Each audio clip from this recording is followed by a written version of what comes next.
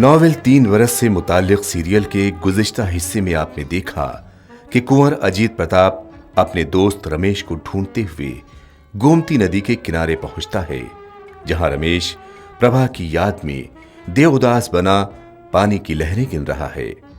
अजीत एक बार फिर रमेश को समझाने की कोशिश करता है, लेकिन रमेश इसे अजीत की जलन समझता है। इम्तिहान भी नजदीक है। प्रभा रमेश से अपने घर पर ही आकर साथ साथ स्टडी करने की इल्तिजा करती है। अपनी महबूब के करीब रहने का इससे बेहतर क्या मौका हो सकता था। रमेश फौरन अपनी रजामंदी दे देता है। कुंवर अजीत प्रताप सिंह इन दोनों के बीच बढ़ते खिंचाव और पनपती मोहब्बत के आखिरी नतीजे से अच्छी तरह वाकिफ हैं। उन्हें मालूम है कि प्रभा का कुछ भी नहीं बिगड़ेगा, लेकिन रमेश लहूलुहान हो जाएगा। इस बीच इलाहाबाद से प्रभा की एक सहेली लीला घूमने फिरने के इरादे से लखनऊ आती है। इलाहाबाद में उसके आशिकों की लंबी फेहरिस्त है। प्रभा उसकी मुलाकात रमेश और अजीत प्रताप दोनों से ही कराती है। अजीत की दौलत और उनका दिलफेक मिजाज देख लीला का खिंचाव अजीत की ओर हो जाता है। लीला तो घूमने फिरने के लिए ही लखनऊ आई है। उसे एक अच्छी सी कंपनी चाहिए। प्रभा के इम्तिहान नजदीक हैं, इसलिए वो रमेश के साथ पढ़ाई करना चाहती है। किस्मत से लीला को अजीत की कंपनी मिल भी जाती है। दोनों ही अवध की रंगीन शामों का मजा लेने लगते हैं। प्रभा और रमेश पढ़ाई में लग जाते हैं, लेकिन ये पढ़ाई किताबों की कम और मोहब्बत की ज्यादा है। प्रभा फर्स्ट डिवीजन पास होती है। मौज मस्ती, दावत, पार्टी और तफरी में ही अपना ज्यादातर वक्त गुजारने वाले कुंवर अजीत प्रताप सिंह भी फर्स्ट क्लास पास हो जाते हैं। लेकिन पढ़ाकू होने के साथ संजीदा और हमेशा से टॉप करता आया रमेश इस बार सेकेंड डिवीजन में ही अटक जाता है। ऐसा तो उसने कभी सोचा भी नहीं था। उसे लगता है कि उसका तो कैरियर ही चौपट हो गया। ऐसे में रमेश के दिल में एक ख्याल यह भी आता है कि प्रभा के साथ की गई को स्टडी का ही ये अंजाम है। लेकिन प्रभा को लेकर उसके दिल में उठी मोहब्बत की आग फिर भी कम नहीं होती। हालांकि उसका दोस्त अजीत उसे समझाने की बहुत कोशिश करता है कि वो प्रभा की दोस्ती और मोहब्बत से अब बाज आए, वरना बर्बाद हो जाएगा। कहावत है ना कि मोहब्बत में आदमी अंधा हो जाता है। थक हार कर कुंवर अजीत प्रताप उसे सलाह देते हैं कि इस तरह से जिंदगी बर्बाद करने से तो बेहतर है कि वो प्रभा से शादी ही कर ले। रमेश को यह सुझाव दिल के माफिक लगता है। जोश, दिलचस्पी और मुस्तकबिल के ख्वाब सजाए रमेश प्रभा के बंगले में पहुंचता है। रमेश को अपने यहां अचानक आया देख प्रभा का चेहरा खिल जाता है। लेकिन रमेश जब शादी का प्रपोजल लगता है तो वो संजीदा हो जाती है। एकाएक कोई उत्तर नहीं दे पाती, बात को टालने की कोशिश करती है। रमेश जब ज्यादा ही जोश दिखाता है तो वो सीधे सीधे पूछ बैठती है कि उसकी महीने की आमदनी क्या है। शादी के बाद क्या वो उसे ये ऐशो आराम, दौलत, नौकर चाकर, गाड़ी बंगला दे पाएगा? रमेश के पांव तले जैसे जमीन निकल जाती है। हकीकी जमीन से टकराकर उसके सपने चूर चूर हो जाते हैं। उसे लगता है पैसे वालों के लिए मोहब्बत भी एक कारोबार है। टूटे दिल और बोझिल कदमों से जब वो वापस अपने हॉस्टल के कमरे में लौटता है तो गम गलत करने के लिए उसके पास शराब के अलावा और कोई चारा नहीं था। तभी कुंवर अजीत प्रताप उसे ढूंढता हुआ आता है। नशे में धुत रमेश को देखते ही वो समझ जाता है कि उसकी मोहब्बत का जनाजा उठ गया है। अजीत उसे दिलासा देने की कोशिश करता है कि जो हुआ ठीक ही हुआ, वो बर्बादी से बच गया। उसे तो पहले ही मालूम था इस बेमेल मोहब्बत का अंजाम क्या होगा? अजीत की दिलासा भरी आवाज बेवफाई की आग में झुलसते रमेश पर घी का काम करती है। वो भड़क कर अजीत को लताड़ता है कि पैसे वालों की जुबान पैसे वाले ही समझते हैं और उसी की बातें मानकर तो वो इस हाल में पहुंचा है। नशे में धुत चोट खाया रमेश इतने गुस्से में आ जाता है कि वो अजीत को फौरन कमरे के बाहर चले जाने को कहता है। अजीत नहीं मानता तो रमेश अजीत की पिस्तौल से ही उस पर गोली चला देता है। अजीत बाल बाल बच जाता है, लेकिन उसका हाथ फिर भी जख्मी हो जाता है। जख्मी हालत में अजीत न केवल खुद को संभालता है, बल्कि होशो हवास खो बैठे रमेश को भी सहारा देता है। रमेश अपना आपा इस हद तक खो बैठेगा, अजीत को इसकी उम्मीद नहीं थी। वो महसूस करता है कि वास्तव में गलती उसी की थी। राख के नीचे दबी हुई चिंगारियों को उसने इतनी हवा दी कि वो शोले बनकर भड़क उठे। हालांकि उसने आज तक कभी भी रमेश का नुकसान नहीं सोचा था। हां, ये जरूर वो चाहता था कि रमेश दुनिया का हर आराम उठाए। जाने अनजाने हुई इस गलती के लिए माफी मांगकर अजीत रमेश से रुखसत होता है।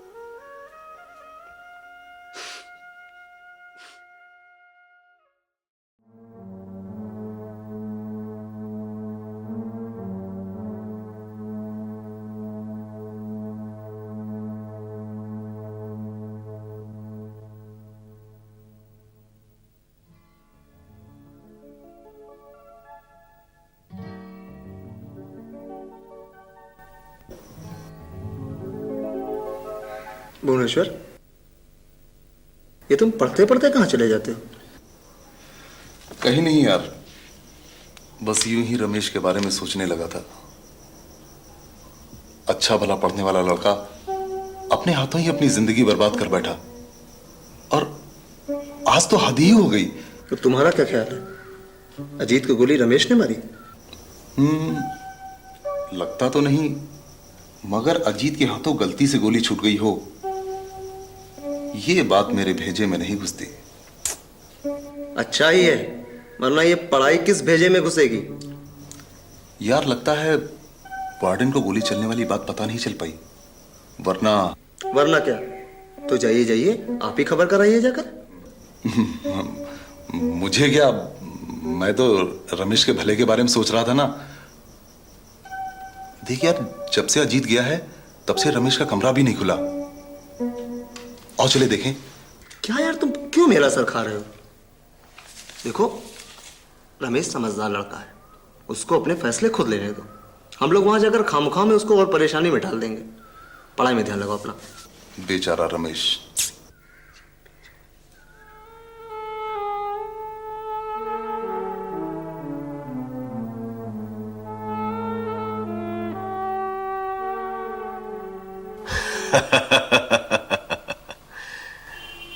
अब क्या सोच रहे हो रमेश?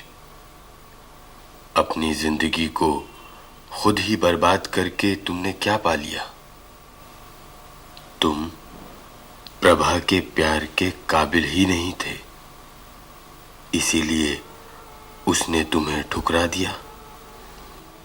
और अजीत, जिसने तुम्हें सच्चे दोस्त की तरह माना, तुम्हारी मदद की, उसकी हत्या करने में कोई कसर नहीं छोड़ी तुमने। तुम इंसान नहीं हो, हैवान हो, हैवान। तुमने क्या दिया अपने दोस्त को? अविश्वास, नफरत। तुम्हारी नफरत की गवाही दे रहे हैं अजीत के खून के ये छींटे जो तुम्हारे फर्श पर पड़े हैं, देखो।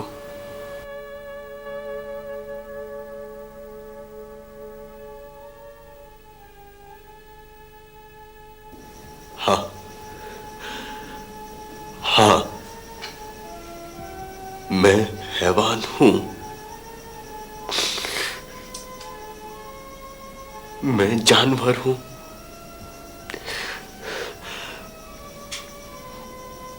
मैंने अपने ही दोस्त पर गोली चलाई, उसे जान से मारने की कोशिश की। मुझे जीने का कोई अधिकार नहीं। मुझे जीने का कोई अधिकार नहीं।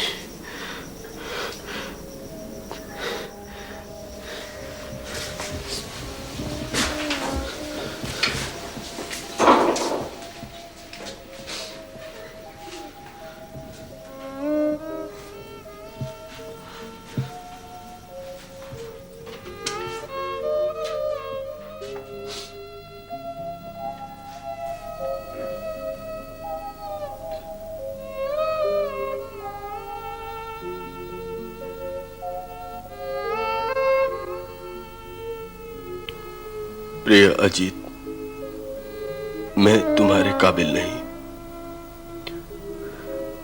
मैंने तुम्हारे प्यार को नहीं समझा,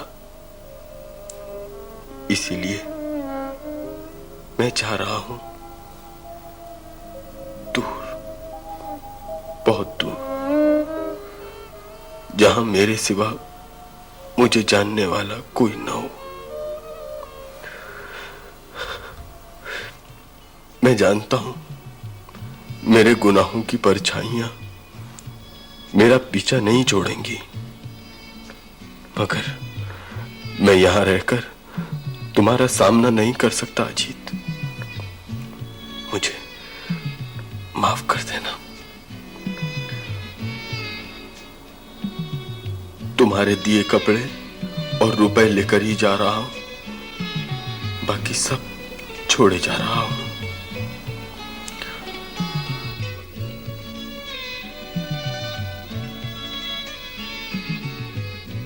आज मैं तुमसे नजर मिला सकूं, इस स्थिति में नहीं हूं। मैं बहुत गिर गया हूं, बहुत नीचे। उतने ही तुम ऊंचे हो गए हो अजीत।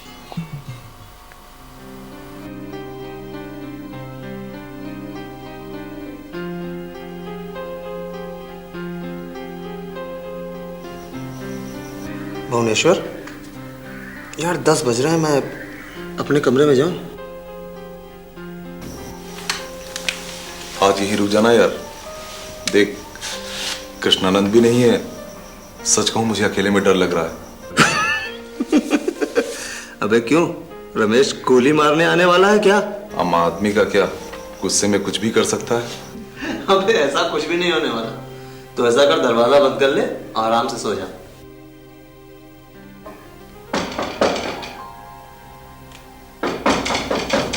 जा देखो।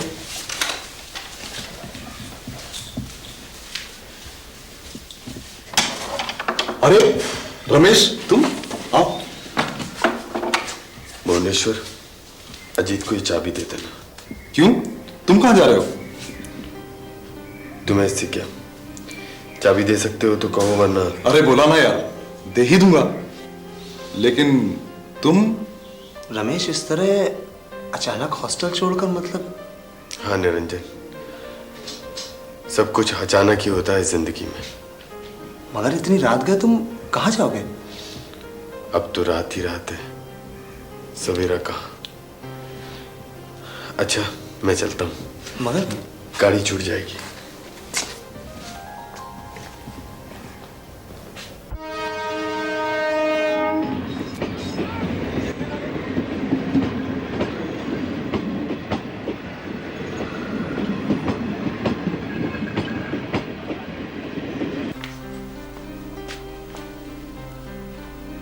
देख लो भाई अच्छी तरह से, यही है हमारी छोटी सी कुटिया। कैसी लगी? अगर अपनाइयत और प्यार हो तो ऊंचे महलों की बनिस्बत कुटिया कहीं ज्यादा बेहतर है। हाँ रमेश, यार ये तो हमारी पुरानी दोस्ती का कमाल है, जिसने इतने बरसों के बाद भी तुम्हारे दिल में ये जज्बा बरकरार रखा। मेरी जिंदगी तो एक आवारा आंधी है, वो मुझे जब चाहे जिधर ले जाए। विनोद, मैं तो ये भी नहीं जानता कि मैं आज कहाँ हूं और कल कहाँ होऊंगा। लेकिन रमेश, तुम्हें अपने इस दोस्त की खातिर अपनी जिंदगी के फैसलों को बदलना ही होगा। अगर तुम आवारा आंधी, मचलते समुद्र की मौजें और उड़ते पंछी के रुख को बदल सकते हो तो मेरी जिंदगी के फैसले भी बदल सकते हो। वाह, क्या बात कही है दोस्त, क्या बात कही है तुमने। क्या रमेश, तुम्हें तो वाकई बहुत अंतर आ गया है। कहाँ 2 साल पहले का वो सीधा साधा खद्दर का कुर्ता और टोपी पहनने वाला रमेश, और कहाँ आज शराब के नशे में डूबा हुआ ये फिलोसोफर रमेश। परिवर्तन तो जीवन का नियम है। लेकिन यार, आज से 2 बरस पहले तो तुम में इतना कोई अंतर खास नहीं था। दोस्त, तकदीर और उसके फैसले तो चंद लम्हों में बदल जाते हैं, और तुम 2 साल के लंबे अरसे की बात कर रहे हो। आखिर ऐसा क्या देख लिया तुमने इन 2 सालों में?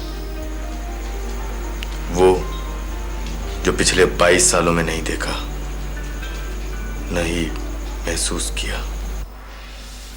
खैर छोड़ यार इन बातों को। ये लो, ये रही अंगूर की बेटी, हम दोनों की जिंदगी की मलिका। 2 घूंट हो जाए प्यारे, ये तुम्हारे फलसफाना अंदाज को और भी उजागर करेगी। ये क्या उजागर करेगी? इसे पीकर तो हम इसे मान देते हैं, इसका सम्मान, इसकी कीमत बढ़ाते हैं। अम्मा कौन है भाई? हाँ आ रहे हैं, आ रहे हैं। अरे बांके तुम कैसे हो? हाँ मैं। अबे मैंने तो सोचा था तू इस वक्त किसी कोटे के ऊपर मौज मस्ती कर रहा होगा। अरे विनोद, अपने दोस्त से वहीं खड़े बातें करते रहोगे या भीतर भी लाओगे? अरे यार मैं माफी चाहता हूं, मैं तो भूल ही गया था। आओ बाकी। हाँ तो भाई रमेश, इनसे मिलो। ये हमारे बचपन के बहुत अच्छे दोस्त और कलकत्ते के बहुत बड़े व्यापारी बांकेलाल। और ये है रमेश, यही ना? अच्छा विनोद, अपने दोस्त का ठीक से परिचय तो कराओ। हाँ क्यों नहीं भाई। रमेश ने और मैंने दोनों ने एक साथ झांसी से इंटरमीडिएट पास किया। उसके बाद ये हजरत तो पहुंच गए लखनऊ, और हम बिजनेस के सिलसिले में सारी दुनिया के चक्कर काटते रहे।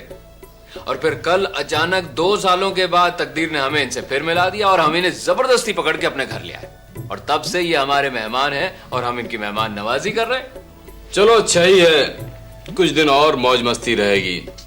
और सुनाओ बाकी, कैसे हो तुम?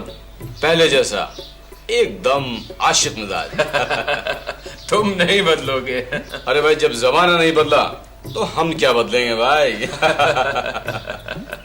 वाह, क्या बात है। अम्मा, विनोद बाबू, कुछ खाना पीना भी होगा या बस यूं ही बैठे रहोगे? अरे क्यों नहीं भाई, क्यों नहीं। अम्मा फकीरे मियां, भाई 3 प्लेटों में गर्मा गर्म खाना लेके आओ जल्दी। अच्छा रमेश, भाई तुम दोनों थोड़ी देर बैठ के बातें करो, तब तक मैं नहा धो के आता हूं। ठीक है। क्यों जनाब, क्या ख्याल है?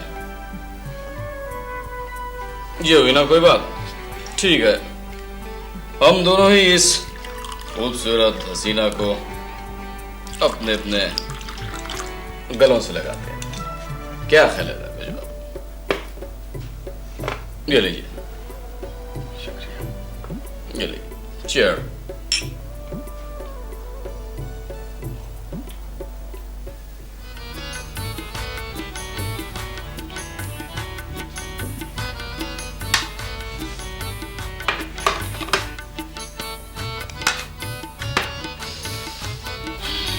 क्या बात है साहब, वाह क्या लजीज खाना है।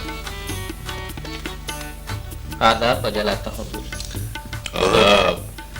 बहुत तहजीब याफ्ता मालूम पड़ते हैं आप। कहाँ से सीखी है शीनी जुबान?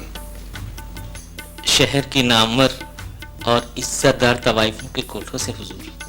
अच्छा ये तो बताना फकीर मियाँ कि यहाँ की सबसे हसीन कौन सी तवाइफ है? हुजूर यूं तो परमा भी है, लेकिन सरोज और उसकी आवाज मायूस दिलों को जो चैन और करार देती है, उसकी बात ही कुछ और है। हुजूर उसकी खूबसूरती की चर्चा पूरे कानपुर शहर में है। अरे भाई फकीर मियाँ, किसकी खूबसूरती की चर्चा हो रही है? जी हुजूर, वो सरोज की। सरोज? हाँ सरोज भाई, वाह क्या हुस्न पाया है, क्या आवाज पाई है। लेकिन दोस्तों, उसके यहाँ जाना किसी मामूली आदमी के बस की बात नहीं है। उसके यहाँ जाने का मतलब है अपनी जेब का ऑपरेशन।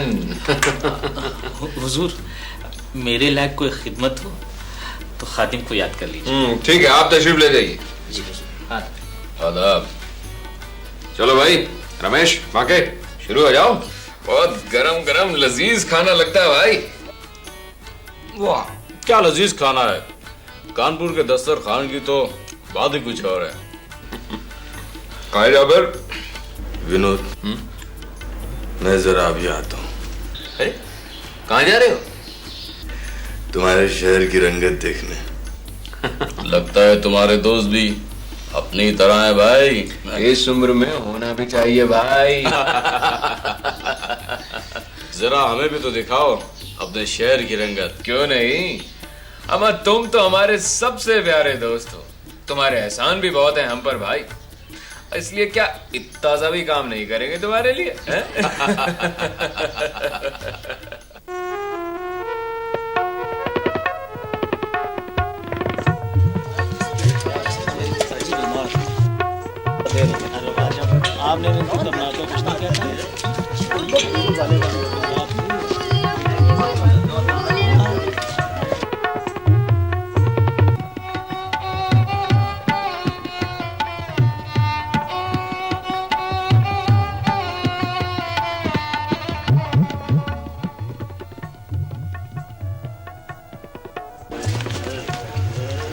आदाब हुजूर। आदाब। और सुनो जरीना भाई, कैसी हो? बस आपकी नजर इनायत है।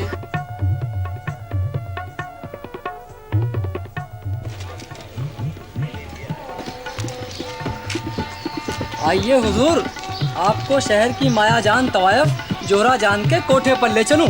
अमा छोड़िए, जाने भी दो, वरना सरोज बाई के कोठे पर बैठने की जगह भी न मिल पाएगी।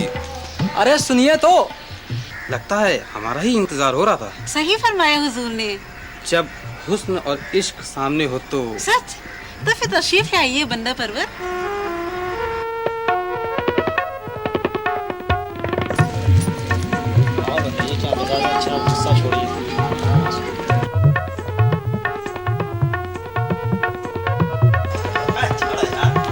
सरोज को देखा तुमने? क्या चीज है, वो बात नहीं उसकी।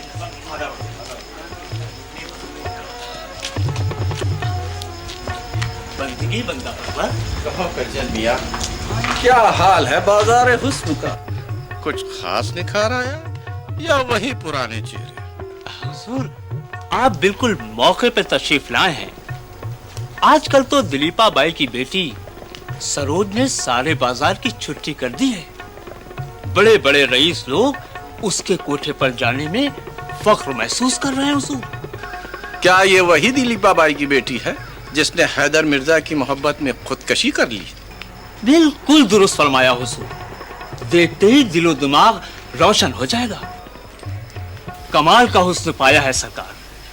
शहर की नामवर तवाइफों के कोठे फीके पड़ गए हैं। अगर तुम्हारा दावा सच्चा है तो हम तुम्हें माला माल कर देंगे।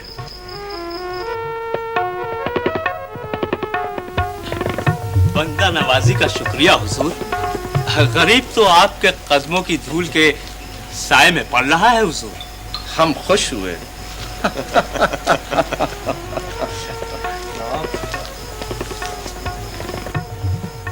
सरोज बाई का भी जवाब नहीं।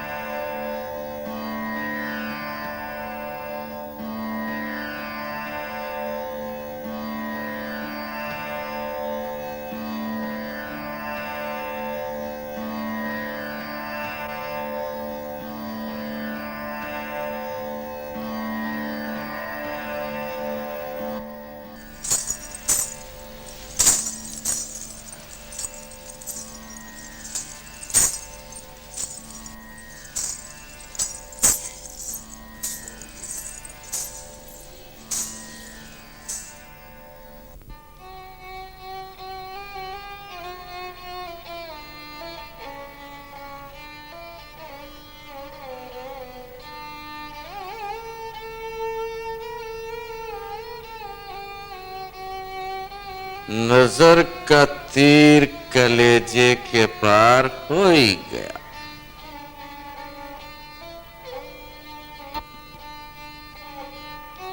जो चाहे जुल्म करो, अब तो प्यार हो ही गया।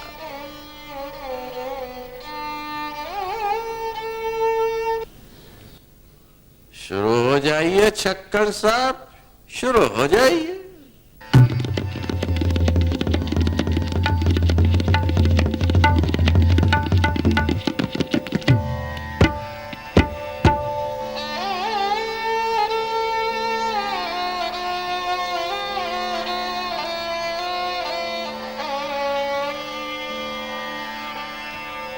पानी भरे रे पानी भरे रे, कौन अलबेले किनार जमा जम पानी भरे भरे रे, कौन अलबेले किनार जमा जम।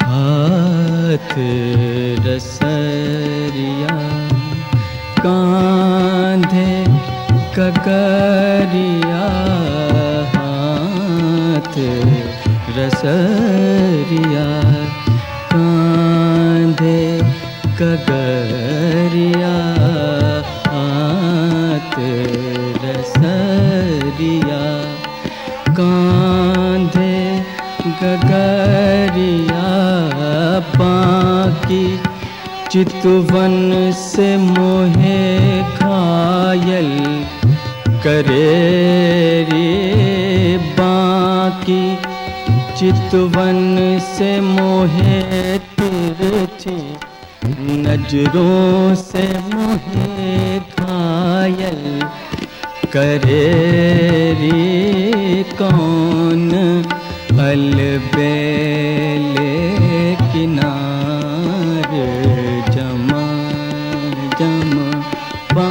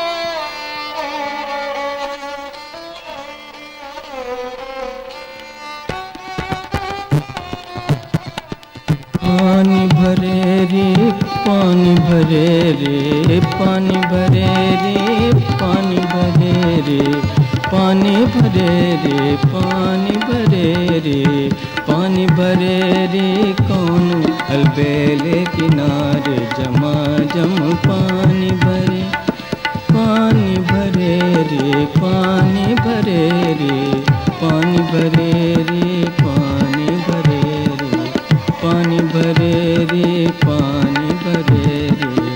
पानी भरे रे पानी भरे रे पानी भरे रे पानी भरे रे पानी भरे रे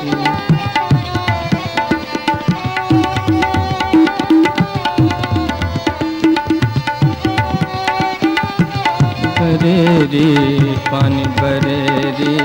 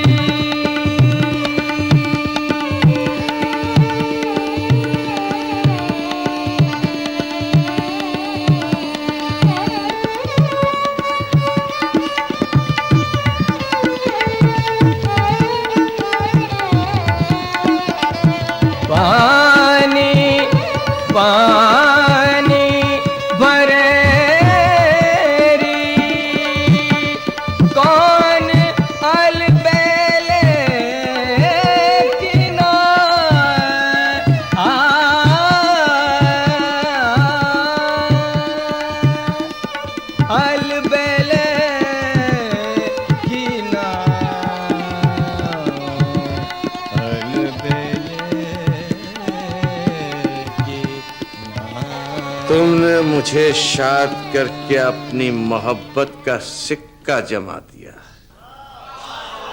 ये लो सरोज भाई,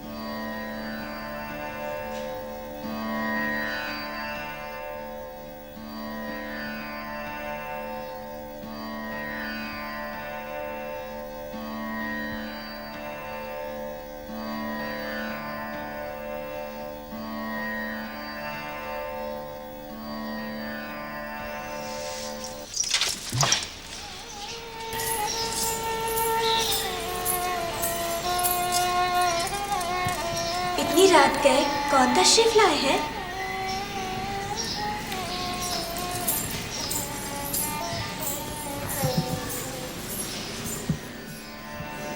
मेहरबान। महफिल का वक्त खत्म हो गया है।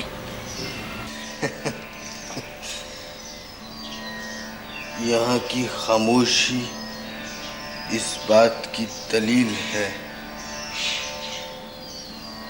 ये तो मेरी दीवानगी है जिसने इतनी रात गए मुझे आपकी खूबसूरती देखने पर मजबूर किया।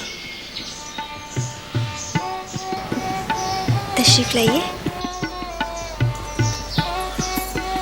शुक्रिया।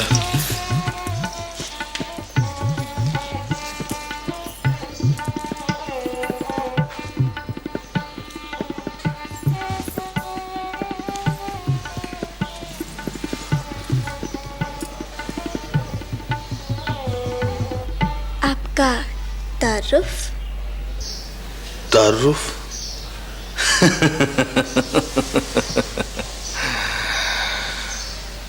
सच तो ये है कि गुमनामियों के अंधेरे में भटके हुए दरिंदों को किसी तारुफ की जरूरत नहीं होती। रही मेरे नाम की बात, तो आप जिस चाहे नाम से पुकार सकती हैं। लोगों ने मुझे इतने गलत नामों से पुकारा है कि अब मुझे अपना असली नाम ही भूल गया।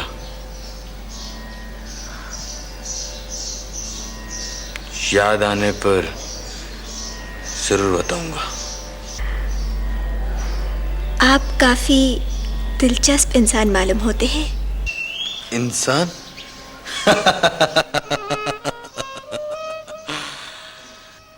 इंसान? आपका ख्याल है ये। इंसानियत तो मुझसे कोसों दूर भाग चुकी है और आप मेरे दिलचस्प होने का जिक्र कर रही हैं। इतनी रात गए आपके साथ बैठकर यूं बातें करना हमारी सच्चाई का सबूत है। तवायफ होने के बावजूद आपकी दिलचस्पी का मतलब? पैसा नहीं।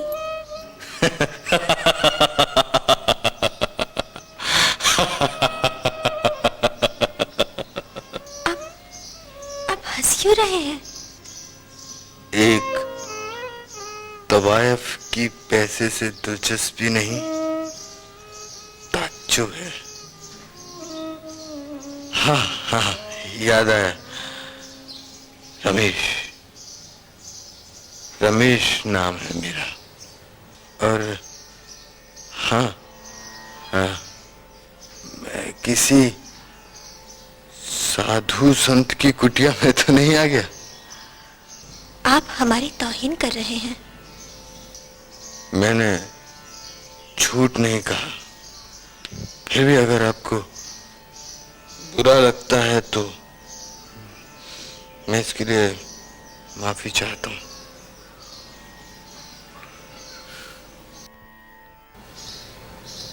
बैठिए, हमें हकीकत सुनकर अच्छा लग रहा है।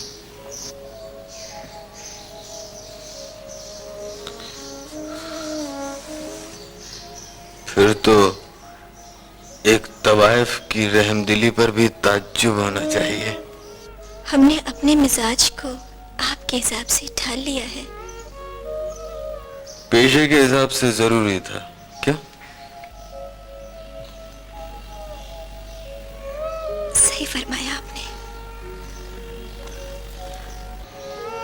वैसे आपका किरदार बाकमाल है। हर शख्स पैसे का गुलाम है। ज्यादा पैसे के लिए इंसान ने हमेशा अपना ज़मीर, अपनी आत्मा को बेचा है। रमेश बाबू, ज्यादा गुफ्तगू इंसान के दिलो दिमाग पर बुरा असर डालती है। बेहतर होगा आप कोई और बात करें। ये तो तकदीर का खेल है, जिसने तबाही के रास्ते पर ढकेल कर मुझे ऐसा बना दिया।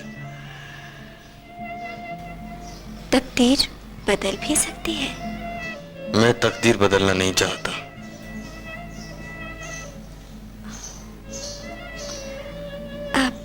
आप कुछ लेंगे? हाँ, शराब मिल सकती है।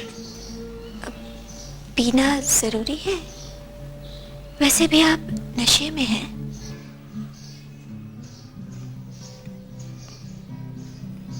क्या मैं यहाँ रात गुजार सकता हूँ? बंदा नवाजी होगी।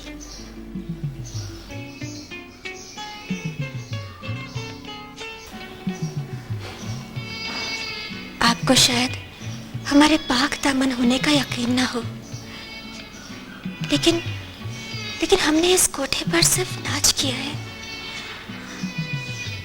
और अपनी अदाएं बेची हैं।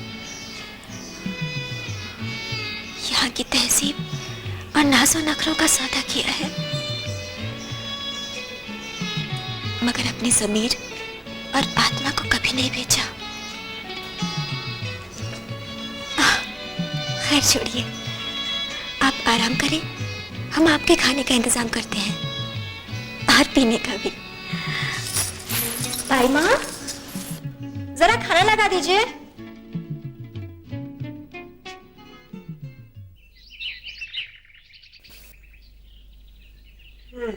भागे भागे, उठो भाई। क्यों यार सर परेशान कर रहा भाई? अरे यार वो रमेश रात भर से गायब है। अब होगा कहीं मौज मस्ती कर रहा होगा। अरे यार, एक तो नए शहर का मामला है, ऊपर से वो रात भर से गायब है। मैं तो परेशान हो गया। आ जाएगा यार। देखिए आ गए आपके दोस्त। हमें यार रात भर से कहाँ गायब रहे? किस हसीना के यहाँ गुजर हुआ? सरोज के यहाँ। क्या? सरोज के यहाँ? अम्मा क्या कह रहा हो भाई? ठीक कह रहा हूँ। क्या वही चंदे आफ्ताब, चंदे महताब, वही सरोज? लेकिन यार गुजर वहां कैसे हुआ? बस उसके हुस्न और खूबसूरती ने रास्ते की एक लकीर खींच दी उसके घर तक। बस उसी के सहारे वहां तक पहुंच गया। अम्मा पहुंच तो गए, लेकिन कुछ प्रोग्राम वगैरह भी हुआ या बस यूं ही? प्रोग्राम क्या, खाना पीना, बातचीत, फिर मैं सो गया। हमें यकीन तो नहीं होता प्यारे। खैर तुम कहते तो मान लेते, लेकिन ये बताओ माल कितना खर्च हुआ? अरे यार, उसे पैसे देना तुम्हें भूल गया। आ गई ना हकीकत सामने। किसी और हसीना के यहाँ गुजर हुआ होगा। नहीं यार, तुम खुद ही देख लेना, उसमें बहुत सी खूबियां हैं। तवायफ होने के बावजूद उसमें हया है, शर्म है। तो फिर क्यों ना आज की शाम सरोज के नाम हो जाए भाई? ठीक है, आज की शाम सरोज के कोठे पे बिताएंगे। तो फिर वादा? वादा रहा भाई।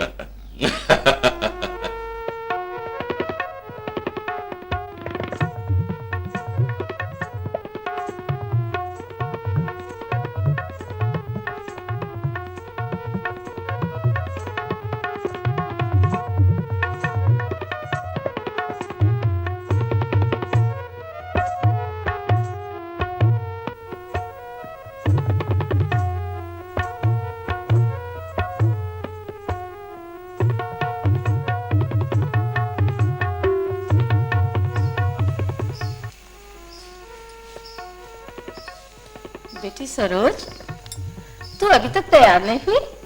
महफिल का वक्त निकला जा रहा है। नहीं भाई माँ, आज महफिल करने का मन नहीं है। देख, माना मैं गैर सही, लेकिन मुझे नसीहत करने का तो हक है ना। क्यों नहीं माँ? तू रोज रोज यूं महफिल में सन्नाटा रखेगी तो हमारा तो धंधा ही चौपट हो जाएगा। ऐसी बात नहीं है माँ, बस सर में थोड़ा दर्द हो रहा है। लगता है किसी मुँह निगोड़े की नजर लग गई है मेरी बच्ची को। मैं अभी नजर उतारे देती हूँ। तू अंदर चल, मैं देखती हूँ कौन आया। भाई माँ, हमें मालूम है कौन आया है।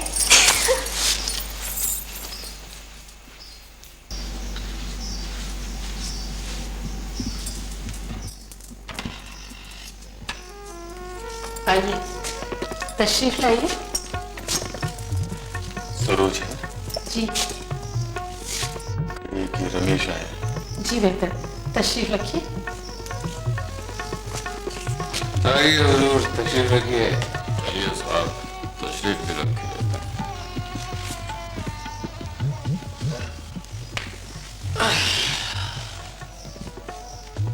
यार रमेश, कोठा तो सरोज भाई का ही मालूम होता है।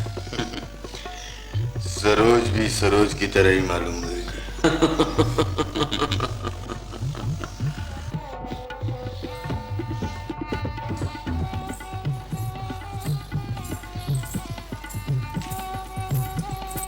विनोद और बाकी बड़ा नाम सुना है तुम्हारे हुस्न का। अजी ऐसा कौन शख्स है इस शहर में जो आपको नहीं जानता? अब रमेश बाबू, कुछ पीना पिलाना भी होगा या बस यूं ही सूखे बैठे रहेंगे? सरोज, कुछ शराब मिल सकती है? अभी मंगवाती हूँ। छोटू, अंदर से 3 गिलास और बोतल लेते आना। अभी लाया दीदी। अरे भाई छोटू, पानी लाने की कोई जरूरत नहीं है, हम तो यूं ही पी लेंगे।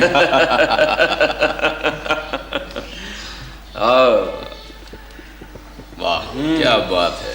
अंगूर की बेटी। रमेश हो। हाँ सरोज, ये तुम्हारी अमानत मेरे पास रह गई थी। रमेश बाबू, वो हमारी मेहमान नवाजी थी। रख लो, क्या धंधा चौपट करोगी? और अगर हम ना रखें तो ये शराबी तुम्हारी चौखट पे कभी दोबारा नहीं आएगा। अरे रख लो सरोज भाई, रख लो। इस तरह घर आती हुई लक्ष्मी का अपमान नहीं करते। रमेश बाबू, क्या आप हमें हर रोज 1000 रुपए दे पाएंगे? क्यों नहीं, जब तक मेरे पास दौलत है तब तक जरूर। लो जाने मन, एक जाम मेरी मोहब्बत में हो जाए। जी शुक्रिया, हम शराब नोशी नहीं करते। अरे पी भी लो जाने जिगर। अरे क्या बात यार है? बाकी जब सरोज भाई शराब पीती ही नहीं है तो जबरदस्ती क्यों पिलाते हो दोस्त? अब विनोद बाबू, तुम्हें क्या पता? अरे यही तो नाज़ो नखरे हैं जो मुझे घायल किए हुए हैं। क्यों जाने मन, लो पी भी लो। गंदी नाली के गंदे कीड़े, रमेश! हिम्मत! रमेश, क्या कर रहे हो? ये क्या बदतमीजी है? तुम्हें मालूम होना चाहिए कि हमारे बचपन के दोस्त हैं और इस वक्त हमारे मेहमान हैं। तो इससे क्या, मैं इस कमीने का खून पी जाऊंगा। रमेश, बहुत हो गया, बहुत हो गया। बाजारू औरत पर सबका हक होता है, वो कोई तेरी घरवाली नहीं है। खबरदार, जुबान खींच लूंगा मैं। रमेश, बहुत हो गया, बहुत हो गया। तुम्हें अभी और इसी वक्त बांके से माफी मांगनी होगी। इस कीड़े से मैं माफी मांगू? ऐसा कभी नहीं होगा। हाँ, तुझे मुझसे माफी मांगनी होगी अभी और इसी वक्त। कमीने, मैं तेरी जान ले लूंगा। क्या बदतमीजी लगा रखी है? तुम्हें मालूम होना चाहिए ये हमारे मेहमान हैं और मेहमान की मेहमान नवाजी करना सीखो। विनोद, मैं होटल में टिकना पसंद करूंगा बनिस्बत इसके कि मैं तुम्हारे साथ रहकर अपमानित हूं। बाकी तुम दोस्त मेरे साथ में ही रहोगे, लेकिन इस तरह से बात को आगे बढ़ाना ठीक नहीं है। बाकी अगर तुम चाहते हो कि मैं तुम्हारे साथ रहूं तो मैं इस फटीचर के साथ एक पल भी नहीं रहना पसंद करता। बाकी देखो, इस तरह से तुम गुस्सा मत करो, मेरी बात। मेरा ख्याल है कि इनके फैसले का हम दोनों को स्वागत करना चाहिए। रमेश, देखो अगर उसने गलती की तो तुम। विनोद, मैं जा रहा हूं, तुम्हारा जी चाहे तो चले आना। बाकी रमेश, वो बाकी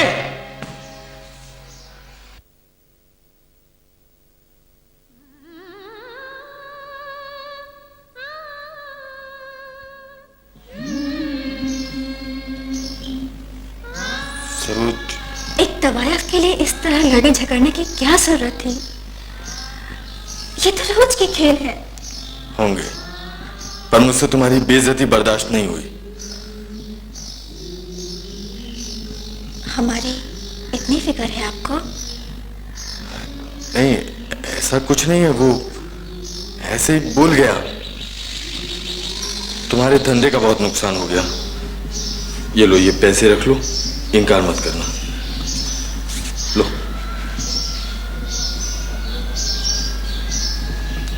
क्या ये बेहतर नहीं होगा कि हमारे बीच ये पैसे ना आए? तुम्हें परमा की तरह अपने पेशे से वफादार रहना चाहिए। लो।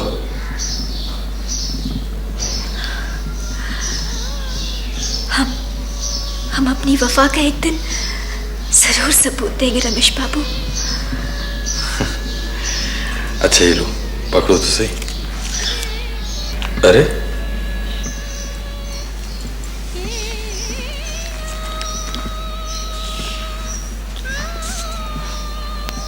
तुम्हारा और किताबों का क्या संबंध?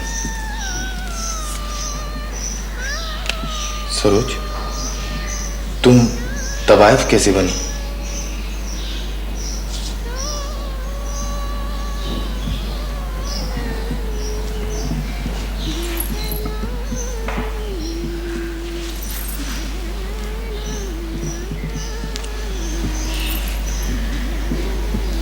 तवायफ की बेटी तवायफ बनने के सिवा और बन भी क्या सकती है? वैसे हमने 10वीं जमात तक पढ़ाई की है, मगर उसके बाद हमें मजबूरन ये खानदानी पेशा इख्तियार करना पड़ा रमेश बाबू। नहीं, पढ़ाई का सिलसिला जारी रखना चाहिए। हमारे किस्मत में तो ये बेजान किताबें नहीं, वक्ती खुशी देने वाले घुंघरू हैं। तुम चाहो तो मैं तुम्हें पढ़ा सकता हूँ। क्या मैं पढ़ सकती हूँ? अगर पढ़ना चाहो तो। इससे अच्छी बात क्या हो सकती है? तो ठीक है, मैं किताबें ले आऊंगा। जी। अरे 3:30 बज गए, यहाँ तो वक्त का पता ही नहीं चला। लेकिन इससे क्या हुआ? बहुत देर हो गई। अच्छा, अब चलता हूँ। हम कल शाम को आपका इंतजार करेंगे। जरूर।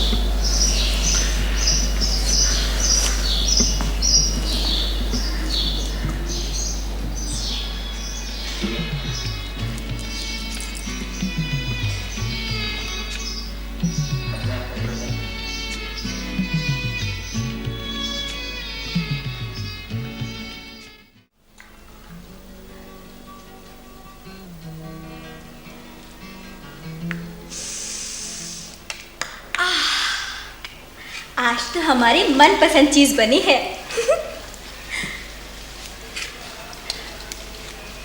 बेटी, हमारी तो कोशिश हमेशा ही ये रहती है कि तेरी खुशी का ख्याल रख सकूं। क्यों नहीं भाई माँ, आखिर आपने हमें बचपन से पाल पोस कर बड़ा किया है, हमारी हर बात का ख्याल रखा है।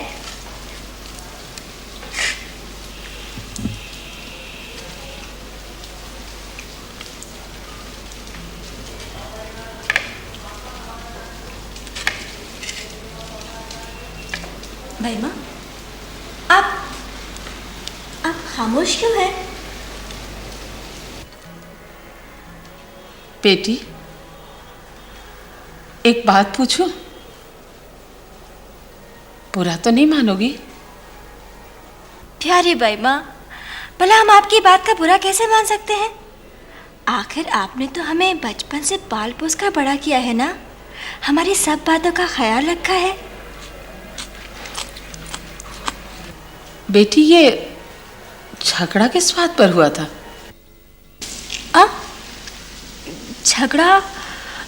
वो भाई माँ, अपने रमेश बाबू है ना, उनके दोस्त बांके और विनोद आए थे। भाई माँ, बाकी हमें जबरदस्ती शराब पिलाना चाह रहे थे, लेकिन वो रमेश बाबू को ये बात अच्छी नहीं लगी, बस झगड़ा हो गया। बेटी, तवाइफों के कोठों पर झगड़ा बवाल होना रोज की बात है, लेकिन अगर तुम्हें अपनी इज्जत और शोहरत को बरकरार रखना है तो इन सब से दूर रहना होगा, वरना शहर के रईस और नवाब तुम्हारी दहलीज नांगना पसंद नहीं करेंगे। भाई माँ, हमें उस दिन का बेचैनी से इंतजार है जब शहर के रईस और नवाब हमारे यहाँ आना बंद कर देंगे। बेटी, तो ये क्या कह रही है? हम ठीक कह रहे हैं भाई माँ, हम ये पेशा अब छोड़ना चाहते हैं। लेकिन तू करेगी क्या? हम शराफत की जिंदगी जीना चाहते हैं भाई माँ। शराफत? हाँ, बेटी, तू शायद भूल गई, एक बार तेरी माँ दिलीपा बाई ने भी ऐसा ही ख्वाब देखा था, लेकिन उसका अंजाम? उसकी मौत, यही ना?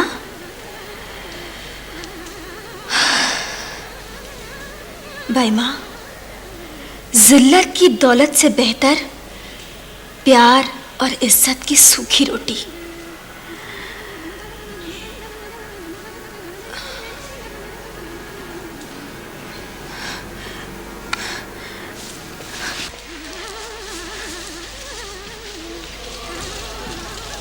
दाई माँ, दीदी ठीक ही तो कहती है।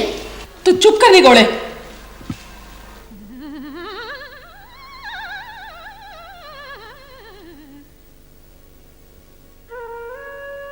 यार बाकी बातों बातों में बहुत बुरा हो गया यार। खुद रमेश वाकई इस घर को छोड़कर चला गया तो क्या ठीक ही तो है।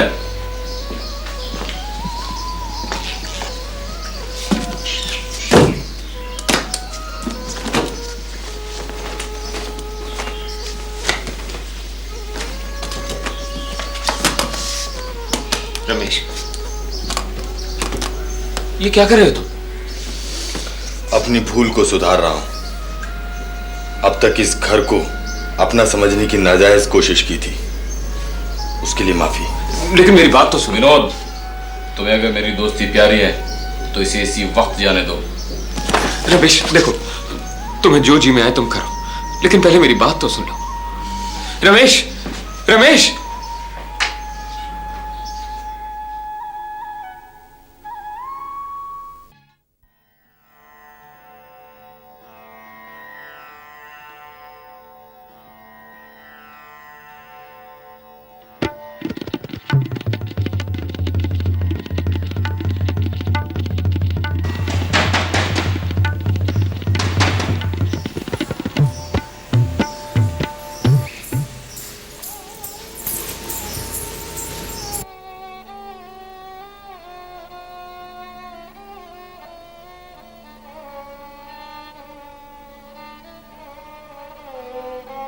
मैं विनोद का घर हमेशा के लिए छोड़ आया हूं सरोज।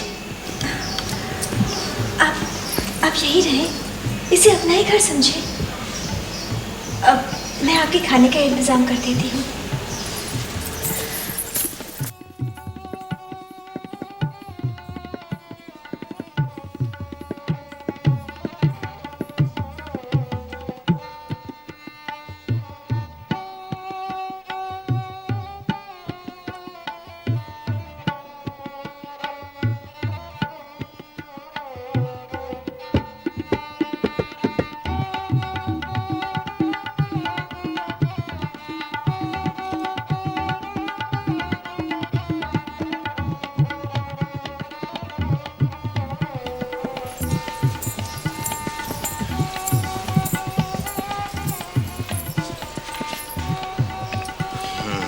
वाह, क्या बात है, बहुत जल्द समझ गई।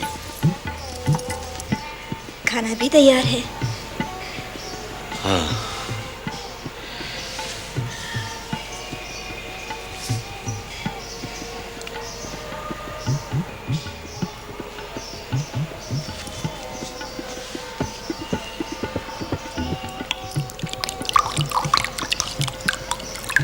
आप पीना कम नहीं कर सकते? मैं अपने आप को शराब की बोतल से निकाल कर दुखी नहीं होना चाहता, इसी में पड़े पड़े मिट जाना चाहता हूँ। लेकिन अब तो आप अकेले नहीं है ना? दीदी, कुंवर प्रताप सिंह आए हैं। उनसे कहना यहाँ रहने वाली तवायफ हमेशा के लिए मर चुकी है, और उसी के साथ उसका मुजरा भी। सरोज, तुमने ऐसा क्यों कहा? क्योंकि मैं ये पेशा छोड़ना चाहती हूँ। तो उसके बाद करोगी क्या?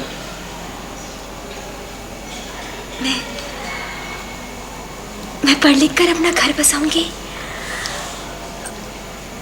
मैं आपसे शायद तुम इजहार मोहब्बत करना चाहती हो।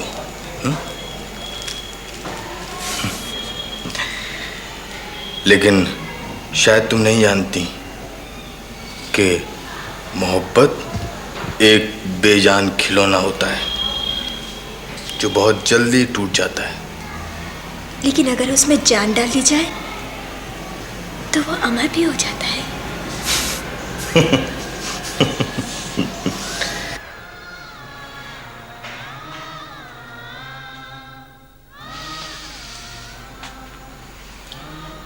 ये जज्बा चंद सांसों का मोहताज है।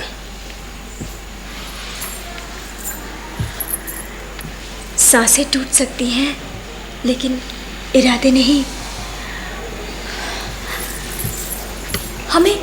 हमें आपके दिल में बस थोड़ी सी जगह चाहिए।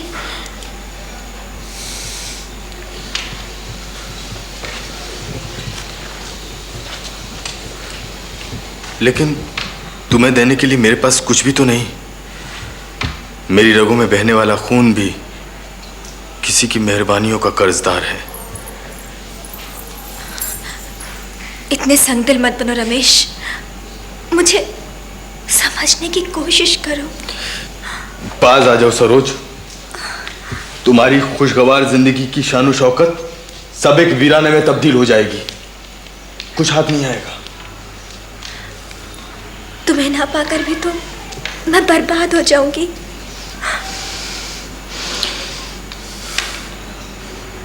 एक तवायफ के सीने में ऐसा दिल नहीं हो सकता। सरोज, मैं नफरत करने की चीज हूं। मुझसे आस लगाना हद दर्जे की नासमझी होगी।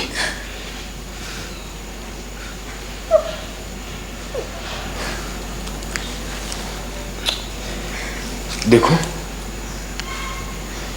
रोना बुज़दिली है। मेरी मानो, अपने आप पर काबू पाओ, अपना इरादा बदल डालो। अगर मैं अपना इरादा बदल दूं, तो क्या तकदीर भी अपना फैसला बदल देगी? शायद नहीं।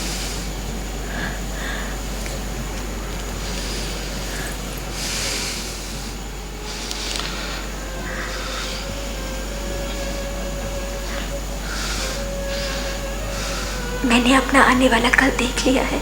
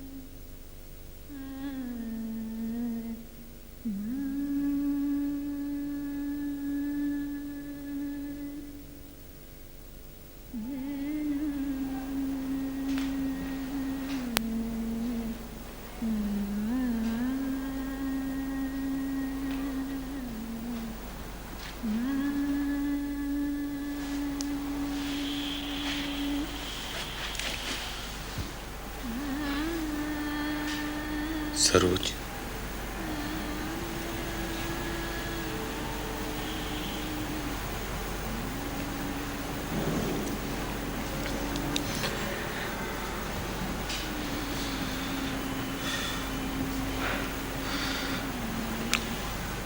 क्यों रो रो कर अपनी जिंदगी को तबाह करने में लगी हो?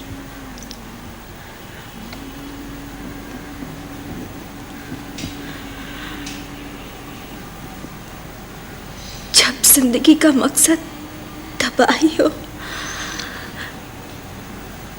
तो आंसू बहाकर खुशियों को विदा कर देना चाहिए।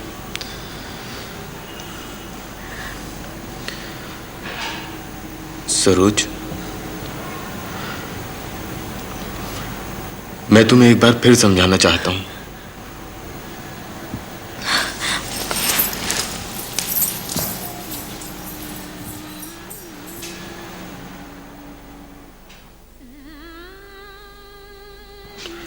देखो,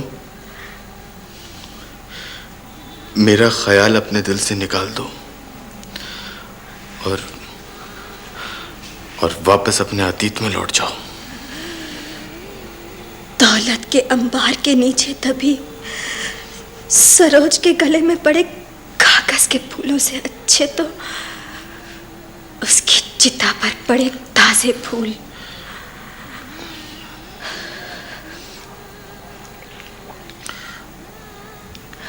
देखो,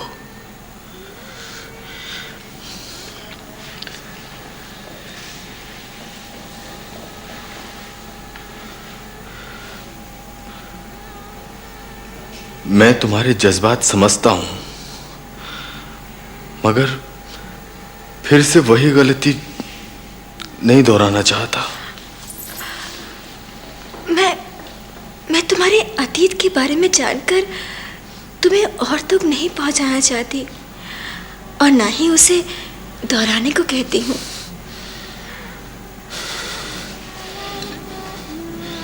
तो फिर क्या चाहती हो तुम?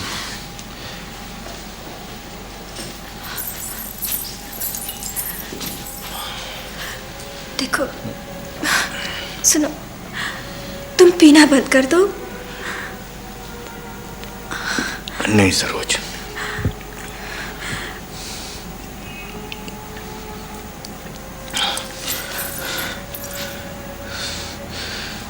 सरोज, बोतल मुझे दे दो। सरोज, बोतल मुझे दे दो। नहीं। देखो, जिद मत करो, बोतल मुझे दो।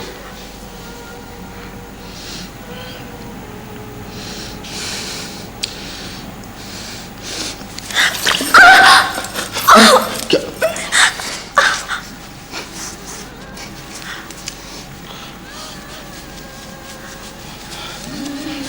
जिद करती हो ना, देखो चोट लग गई। हमेशा बच्चों की।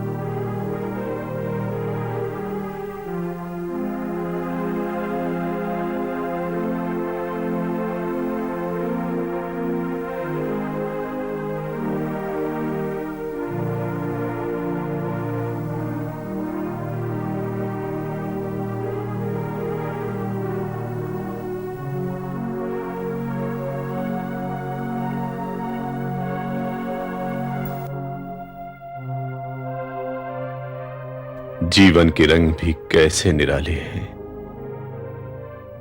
कहां से कहां पहुंचा दिया।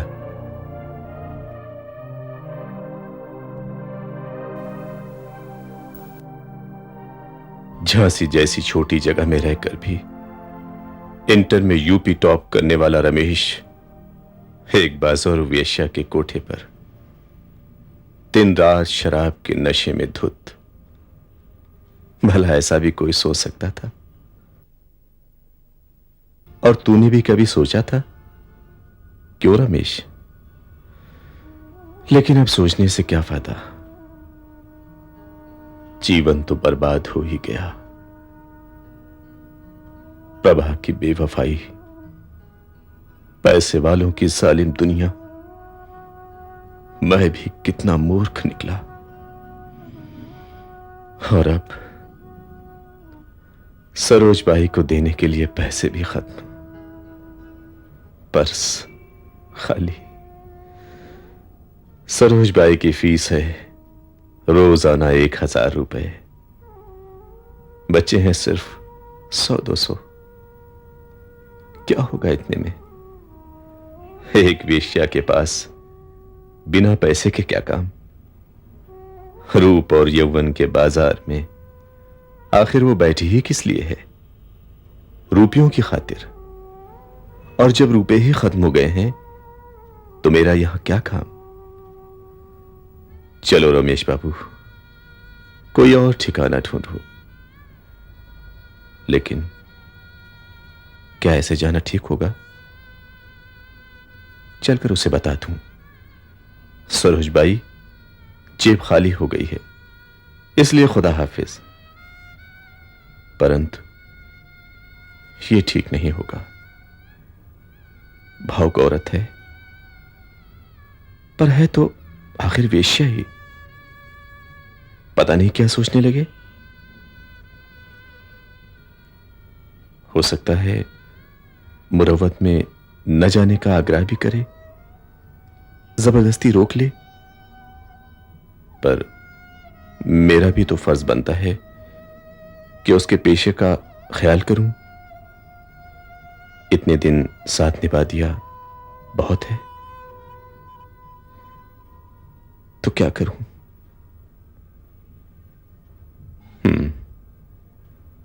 ये ठीक रहेगा। खत लिखकर छोड़ जाता हूं, साफ साफ लिख दूंगा, पैसे खत्म हो गए हैं, जा रहा हूं। सरोज बाई, फिर कभी मिलूं न मिलूं, तुम्हारा काफी कर्ज चढ़ गया है। जब भी जैसे ही मौका मिला अवश्य चुकाऊंगा। हां, तुम हो बहुत अच्छी, तुम्हारे पास आत्मा है, विश्वास है। तुम्हें छोड़ते हुए दुख हो रहा है, पर क्या करूं, विवश हूं। पता नहीं दोबारा हम मिलेंगे भी या नहीं, शायद नहीं। इसलिए अंतिम बार विदा। यहां से जाने को दिल तो नहीं करता, पर जाना तो होगा ही। एक वेश्या से क्या मोह माया।